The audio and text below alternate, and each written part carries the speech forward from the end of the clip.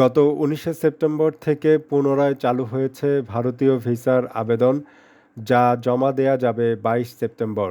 যেহেতু ১৯ সেপ্টেম্বর পুনরায় ভিসা আবেদনের স্লট খালি হয়েছে, সেহেতু medical visa, double entry visa, student ভিসার আবেদন করা যাচ্ছে। আপাতত ট্যুরিস্ট ভিসার জন্য আবেদন স্লট খালি না থাকায় আবেদন করা যাবে না। এখন মাত্র ৫টি আইভেক্স সেন্টার থেকে আবেদন করা যাচ্ছে, তবে প্রতিটি সেন্টারে ১৫০ থেকে ২০০ এর বেশি স্লট নেই। ইন্ডিয়ান হাইকমিশন থেকে জানানো হচ্ছে, জনবল সংকটের কারণে এমনটি হচ্ছে। তবে স্লটের তুলনায় আবেদন বেশি হওয়ায় এবং পেমেন্টের সময়সীমা সীমিত থাকায় পেমেন্টের ক্ষেত্রে অনেকেরই সমস্যা দেখা দিচ্ছে। যেহেতু অনলাইনে আবেদন করার পরবর্তী ১৫ দিন পর্যন্ত পেমেন্ট করার সুযোগ রয়েছে, সেহেতু বারবার চেষ্টা করতে হবে, এছাড়া অন্য কোনো উপায় নেই।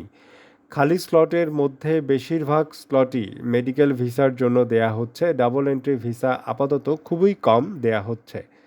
গুঞ্জন উঠেছে আগামী সপ্তাহে স্বল্প পরিসরে ট্যুরিস্ট ভিসা চালু হতে পারে।